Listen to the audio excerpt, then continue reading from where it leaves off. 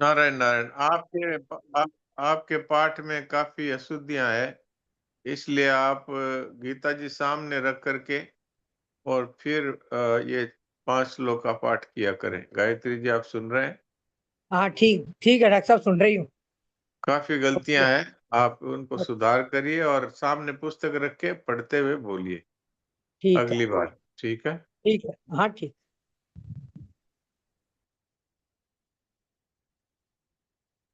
नारायण नारायण नारायण। तो कल की सत्संग का सार कुछ लिखा है क्या? प्रांजल तो नहीं थी बीच में, आज है क्या? बोलो प्रांजल। नारायण नारायण महाराज जी, कल कहानियां हुई थी। हाँ, कहानियां हुई थी पर कुछ अच्छी बातें भी थी। शायद इसने राधिका ने लिखी भी थी। राधिका, तुम सुना दो। नारायण नारायण। नारायण।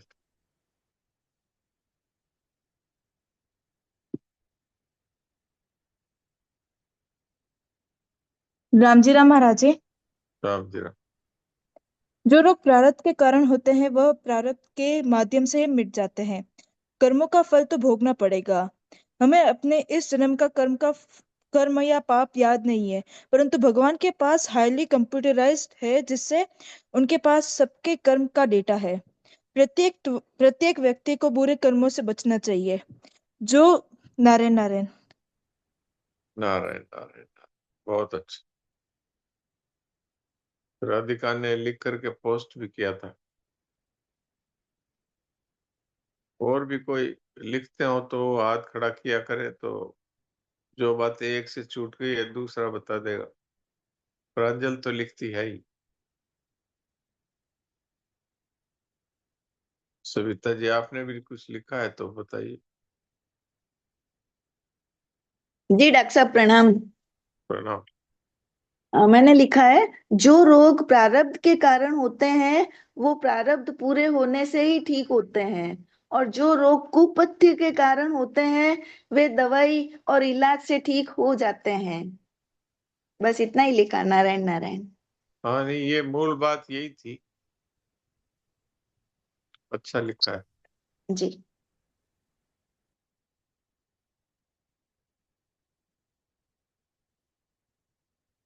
तो अभी गीता जी का पाठ करते हैं, फिर आज शनिवार है तो साधक संजीवनी पढ़ेंगे देवकी जी।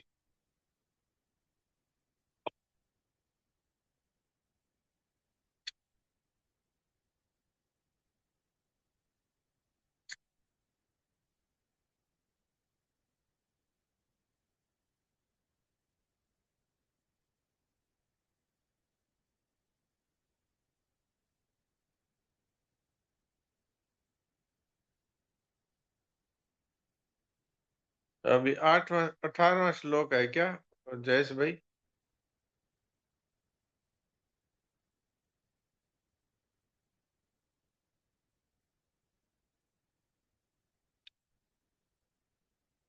जयेश भाई सुन रहे हैं क्या? राम राम जी सर। आज 18वां है क्या? 8वें अध्याय। 18वां। ठीक है।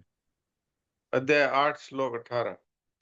अव्यक्ताद्व्यक्तयः सर्वा प्रभवन्त्यः रागमे रात्र्यागमे प्रलीयन्ते तत्रैवाव्यक्तसंज्ञके। अव्यक्ताद्व्यक्तयः सर्वः प्रभवन्त्यः रागमे रात्र्यागमे प्रलीयन्ते तत्रैवाव्यक्तसंज्ञके।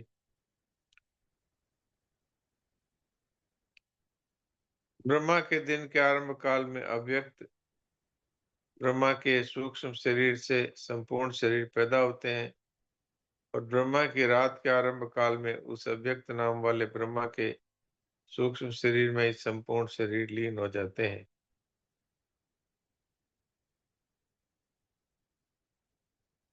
हाँ, रामानुज जी बोलिए। अव्यक्ताव्यक्तयः सर्वा प्रभवन्त्यहरागमे रात्रागमे प्रलीयन्ते तत्रैवाव्यक्तसंज्ञके। नारायण ठीक नारायण राम राम।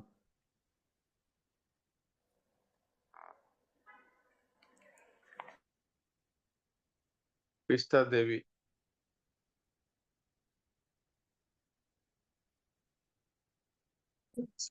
नारायण नारायण महाराज जी, श्लोक नारायण नंबर 8।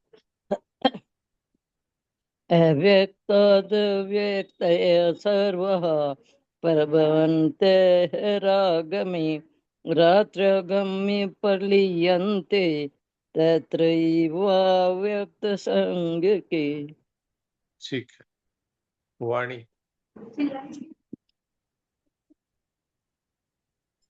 नारायण नारायण महाराज जी। नारायण नारायण। अव्यक्ताद्व्यक्तयः सर्वा प्रभवन्ते हरागमे रात्र्यागमे प्रलीयन्ते तत्रैवाव्यक्तसंज्ञके। वाह, बहुत अच्छा।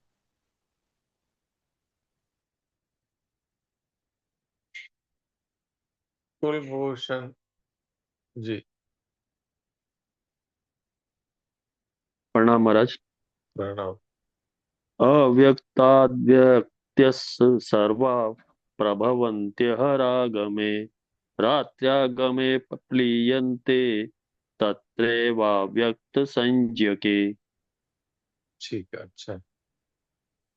प्रणाम। प्रणाम। Galaxy A56। नारायण बोलिए। नारायण जी से प्रणाम कर रही हूँ। नारायण नारायण। अव्यक्ताद्व्यक्तयः सर्वा प्रभवन्त्यः रागमे रात्रागमे प्रलीयन्ते तत्रैवाव्यक्तसंज्ञके। नारायण नारायण। बहुत अच्छा। आप कई दिन से एब्सेंट हैं, क्या बात है? जी सा थोड़ा सा वहाँ पे मम्मी के यहाँ पे फंक्शन हो रहा है, तो ओह, उसकी अच्छा थोड़ी तैयारी वगैरह में रहते हैं, रह जाता है। अच्छा अच्छा। ठीक है।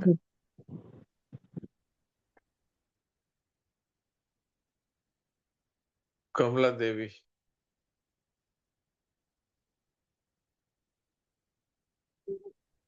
राम राम। राम राम।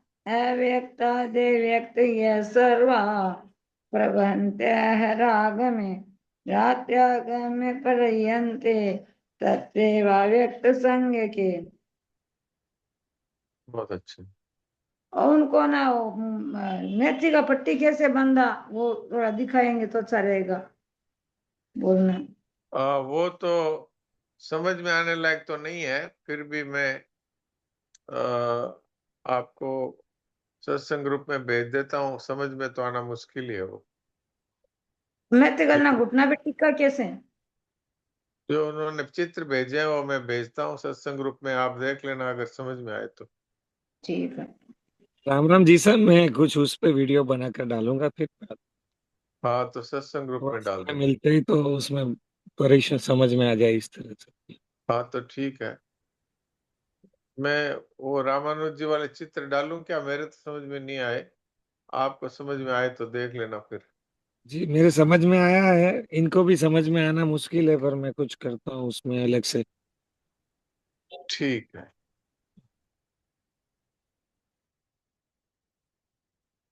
सुलोचना देवी। प्रणाम महाराज। प्रणाम।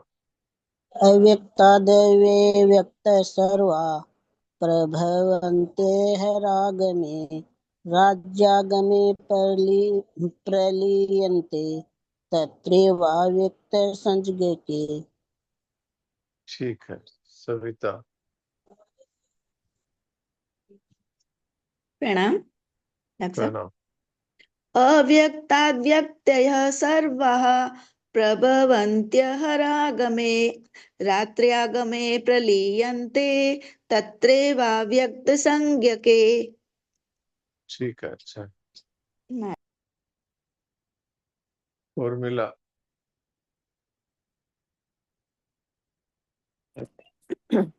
अव्यक्तादव्यक्तयः सर्वा प्रभवन्त्यः रागमे रात्र्यागमे प्रलीयन्ते तत्रैवाव्यक्तसंज्ञके। बहुत अच्छा। जयेश भाई बोलिए। राम राम जी सर। राम राम।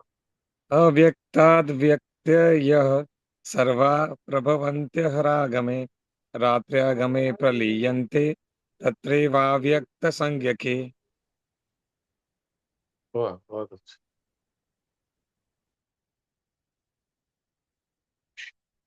सब अपने अपने हाथ नीचे कर लें।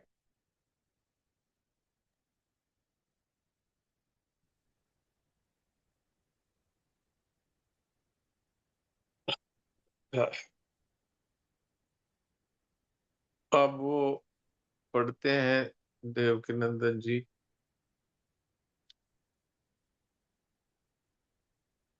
नारायण नारायण नारायण। नारायण नारायण नारायण।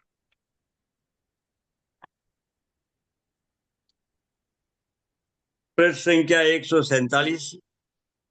अच्छा। श्लोक संख्या 59।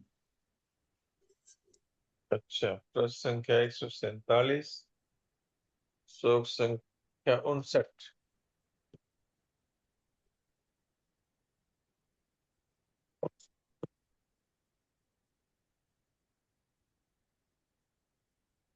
सुनाइए। विषया विनिवर्तन्ते निराहारस्य देहिन रसवर्जम रसोप्यस्य परम दृष्ट्वा निवर्तते। संबंध में लिखा है कि इंद्रियों का विषयों से हट जाना ही स्थित प्रज्ञा का लक्षण नहीं है। इसे आगे के श्लोक में बताते हैं। इस श्लोक में बताते हैं निराहारी यानी कि इंद्रियों को विषयों से हटाने वाले मनुष्य के भी विषय तो निवृत्त हो जाते हैं, पर रस निवृत्त नहीं होता, परंतु परमात्म तत्व का अनुभव होने से इस स्थित प्रज्ञ मनुष्य का रस भी निवृत्त हो जाता है, अर्थात उसकी संसार में रस बुद्धि नहीं रहती। अब है 148 पृष्ठ पर ऊपर से तीसरा पैराग्राफ। अच्छा, पढ़िए। कर्मयोग, ज्ञान योग तथा भक्ति योग तीनों साधनों से नाशवान रस की निवृत्ति हो जाती है। ज्यो ज्यो कर्मयोग में सेवा का रस, ज्ञान योग में तत्व के अनुभव का रस और भक्ति योग में प्रेम का रस मिलने लगता है, त्यों त्यों नाशवान रस स्वतः छूटता चला जाता है। जैसे बचपन में खिलौनों में रस मिलता था, पर बड़े होने पर जब रुपयों में रस मिलने लगता है तब खिलौनों का रस स्वतः छूट जाता है। ऐसे ही साधन का रस मिलने पर भोगों का रस स्वतः ही छूट जाता है। हाँ, तो ये पिछली बार ये बात हुई थी कि इंद्रियों को अपने विषयों से हठ पूर्वक रोक भी लिया जाए।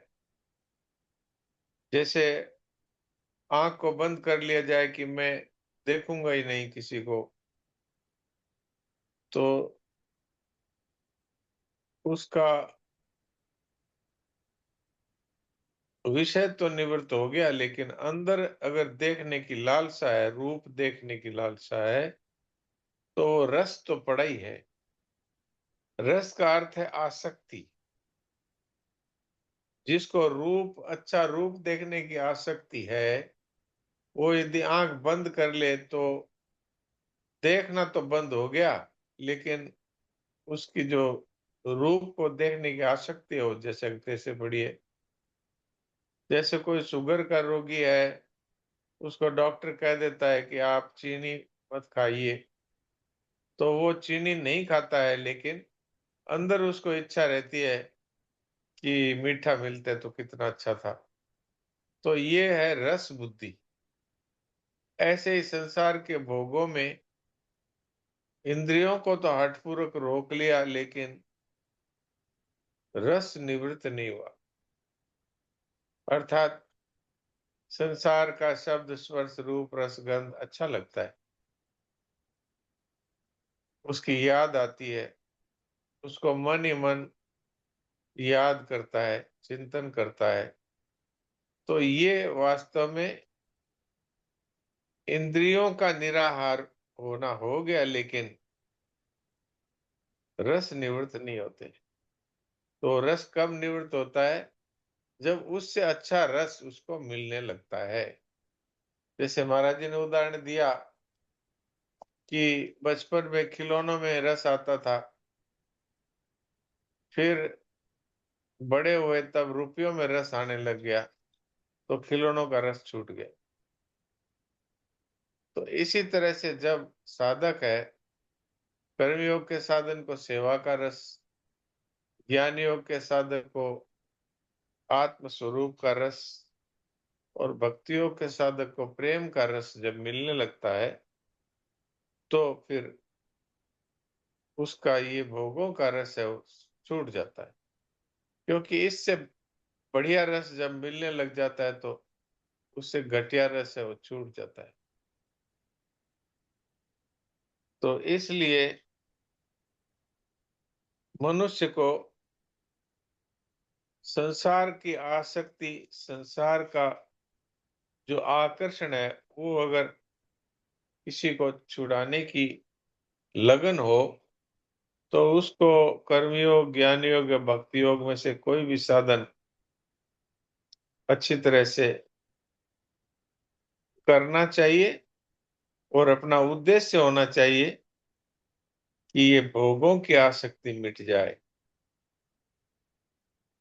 तो इससे जब सेवा का रस कर्मयोग में और तत्व का अनुभव का रस ज्ञान योग में और प्रेम का रस भक्ति योग में मिलेगा, तो स्वतः ही संसार के भोगों का रस छूट जाएगा। एक भक्त की कथा आती है भक्त गाथा में, उसका नाम मुझे अभी याद नहीं आ रहा है, शायद दूसरों किसी को याद हो तो आप लोग हाथ खड़ा करके बताना। उसके रूप में बड़ी आसक्ति थी, तो वो इतना रूप में आसक्त था कि उसने एक वेश्या को अपनी पत्नी बनाया, और यात्रा जा रही थी पंढरपुर। बिल्लव मंगल जी, है जी, बिल्लव मंगल जी, बिल्लव मंगल। अच्छा, बिल्वा मंगल जी। बिल्व मंगल जी की तो दूसरी बात है, उन्होंने तो आंखें फोड़ ली थी। ये बाद था, में फोड़ी थी। है जी, बाद में मतलब क्या है कि वो दोबारा है ना, वो गए ना, तो बाद में फोड़ी थी उन्होंने आंखें। पहले तक पे पहले तो वो क्या छत्ता लेके चल रहे थे आगे आगे, हाँ वो वैसे भी, आगे आगे। तब वो भी एक उनको, बात, हाँ, वो भी एक कहानी है। हम्म, और दूसरे एक भक्त की कहानी है, जो पंढरपुर या जगन्नाथपुरी यात्रा जा रही थी, तो वो वैश्या की तरफ मुंह करके उल्टा चल रहा था। हाँ, उसको किसी का लाज शर्म नहीं थी। तो एक संत को दया आ गई, तो जब वो मंदिर पहुंचे, तो संत ने भगवान से प्रार्थना की, महाराज एक पापी जीव का उद्धार करिए। और फिर उससे ये कहा कि अगर आपको इससे भी सुंदर रूप देखने को मिल जाए, तो बोला फिर मैं इसको छोड़ दूंगा, मैं तो रूप का ही पुजारी हूं। तो संत ने भगवान से प्रार्थना की, महाराज इस नारकी जीव को आप अपनी छटा दिखाइए, तो ये बेचारा छूट जाएगा इससे। तो जैसे ही उन्होंने कहा कि जब आरती होए तो आप भगवान के विग्रह की तरफ ध्यान रखना।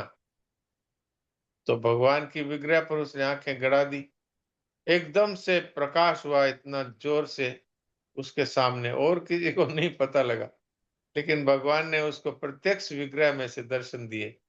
तो वो रूप का इतना दीवाना हो गया कि वो कहने लगा, पंडित जी के चरणों में गिर गया कि मेरे को उस रूप को एक बार फिर दिखाइए। वो पागल जैसा हो गया और फिर उसके सांसारिक विषय निवृत्त हो गए। वो बहुत बड़ा भक्त हो गया। तो ऐसा तब होता है जब सांसारिक भोगों में फंसे हुए व्यक्ति को जब भक्ति का रस, आत्म स्वरूप का रस और सेवा का रस मिलने लगता है, और जिसका उद्देश्य होता है कि मुझे तो इस संसार की आसक्ति से छुटकारा पाना है, तो भगवान की कृपा से उसका ये रस निवृत्त हो जाता है। जी आगे पढ़िए। रस बुद्धि के रहते हुए जब भोगों की प्राप्ति होती है, तब मनुष्य का चित्त पिघल जाता है और वह भोगों के वशीभूत हो जाता है। परंतु रस बुद्धि निवृत्त होने के बाद जब भोगों की प्राप्ति होती है, तब तत्वज्ञ महापुरुष के चित्त में किंचित मात्र भी कोई विकार पैदा नहीं होता। दूसरे अध्याय का 17वां श्लोक। उसके भीतर ऐसी कोई वृत्ति पैदा नहीं होती जिससे भोग उसको अपनी ओर खींच सके। जैसे पशु के आगे रुपयों की थैली रख दे तो उसमें लोभ वृत्ति पैदा नहीं होती, और सुंदर स्त्री को देखकर उसमें काम वृत्ति पैदा नहीं होती। पशु तो रुपयों को और स्त्री को जानता नहीं, पर तत्व के महापुरुष रुपयों को भी जानता है और स्त्री को भी, फिर भी उसमें भोग वृत्ति और काम वृत्ति पैदा नहीं होती। जैसे हम अंगुली से शरीर के किसी अंग को खुजलाते हैं तो खुजली मिटने पर अंगुली में कोई फर्क नहीं पड़ता, कोई विकृति नहीं आती। ऐसे ही इंद्रियों से विषयों का सेवन होने पर भी तत्वज्ञ के चित्त में कोई विकार नहीं होता, वह ज्यों का त्यों निर्विकार रहता है। कारण कि रस बुद्धि निवृत्त हो जाने से वह उसके सुख के लिए किसी विषय में प्रवृत्त होता ही नहीं है। उसकी प्रत्येक प्रवृत्ति दूसरों के हित और सुख के लिए होती है। अपने सुख के लिए किया गया विषयों का चिंतन ही पतन करने वाला हो जाता है। गीता दूसरे अध्याय का 62वां श्लोक।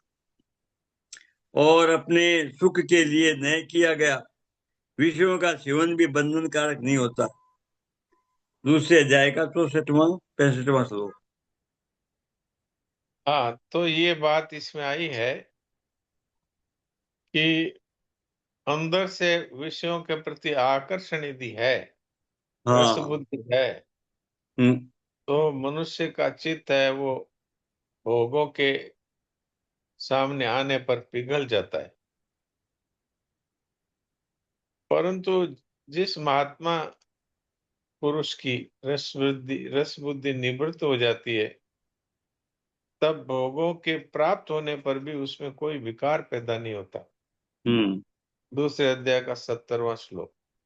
तो ये मैंने निकाल के रखा है। आपूर्यमाण मतलब प्रतिष्ठम समुद्र माप प्रविशन्ति तद्वत् यद्वत् तद्वत् कामायम प्रविशन्ति सर्वे ते शांति मापनोति न काम काम।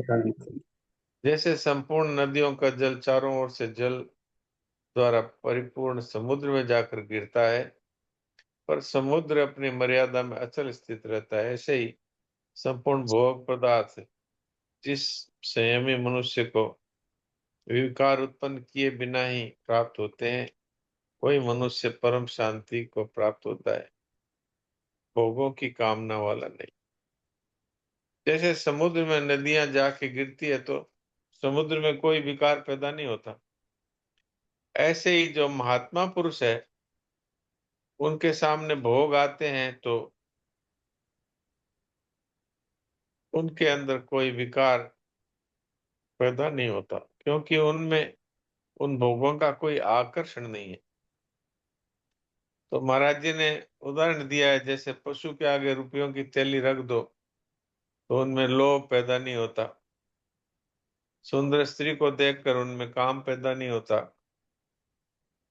फर्क यह है कि पशु तो रुपयों को और स्त्री को जानता नहीं है, और तत्व के महापुरुष जानते हुए भी आसक्त नहीं होता, क्योंकि उसका रस निवृत्त हो चुका है।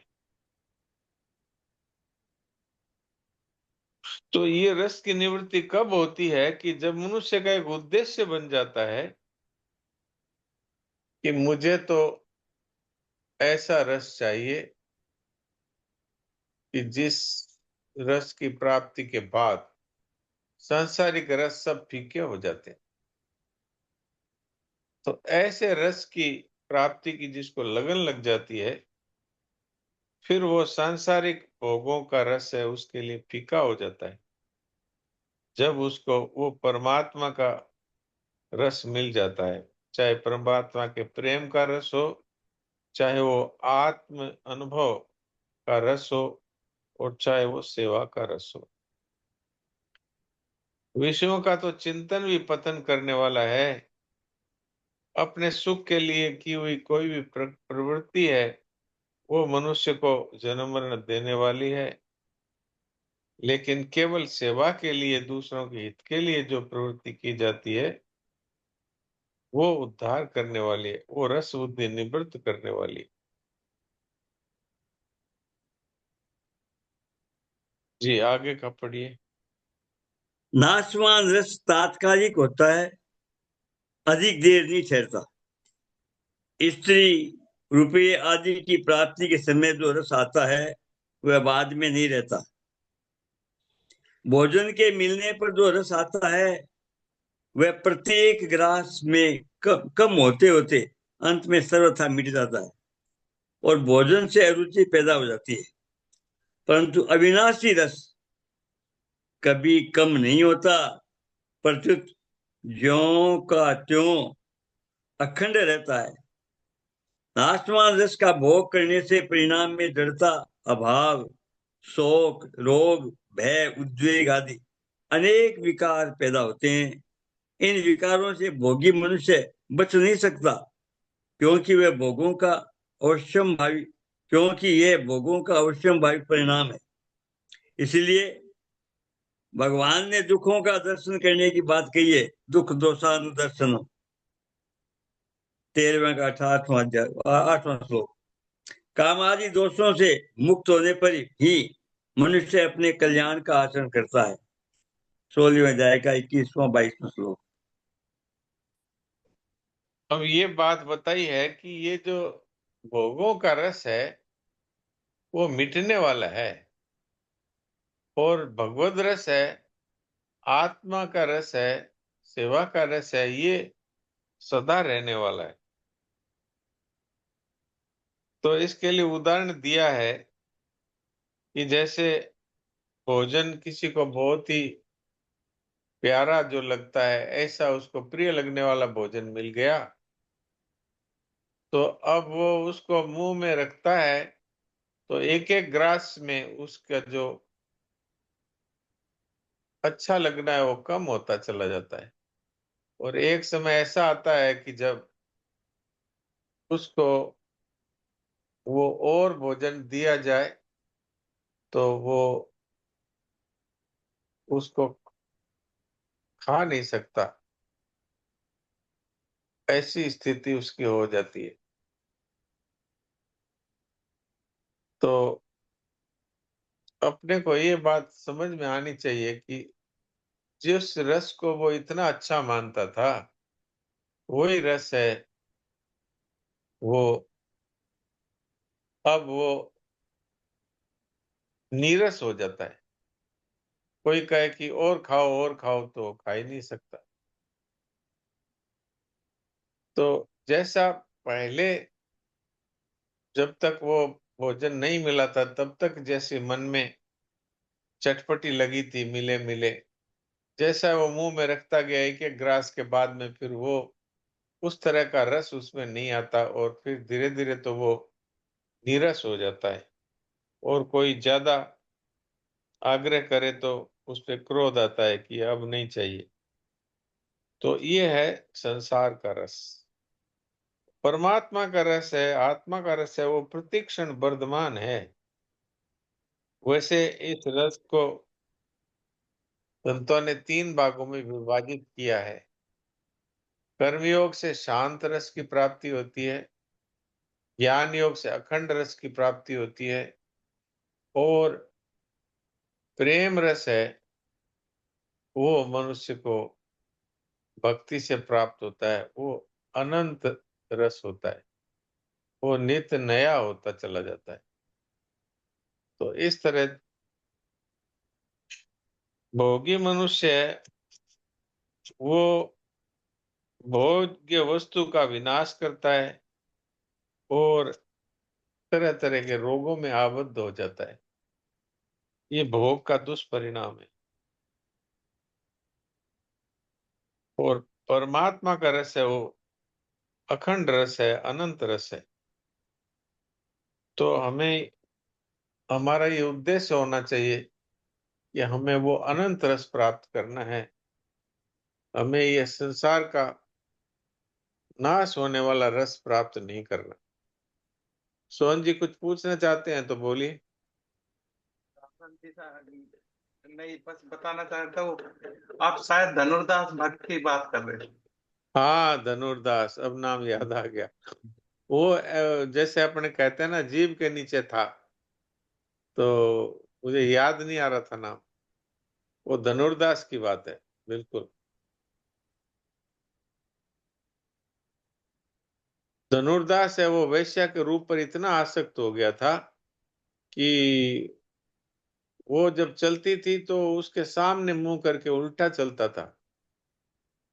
और उसने संत ने कहा, अरे इसमें इतने आसक्त हो गए, बोले क्या करूं, मुझे इसको देखे बिना चैन नहीं आता।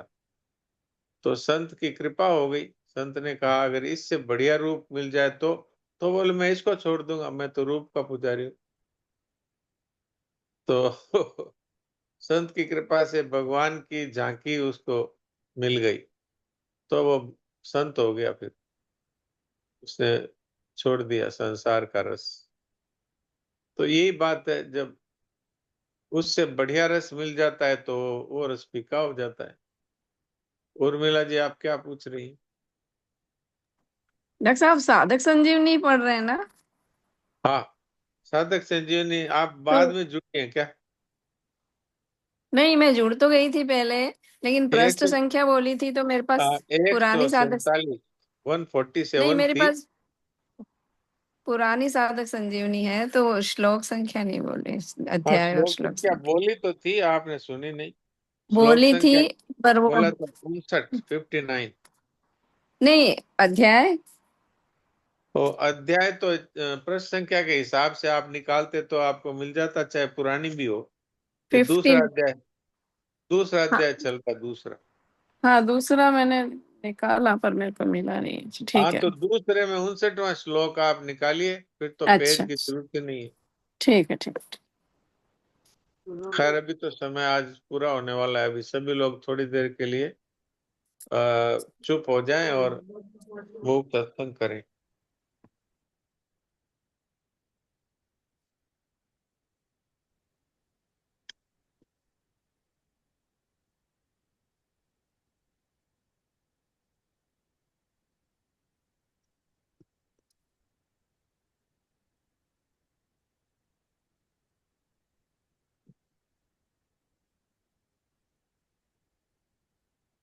अपनी तरफ से कोई चिंतन करें नहीं और कोई क्रिया करें नहीं, और अपने आप जो चिंतन हो जाए वो आप तक नहीं पहुंच सकता, क्योंकि आप तो शुद्ध चेतन है। वो मन बुद्धि तक रहता है, तो मन बुद्धि से हमारा कोई संबंध नहीं है।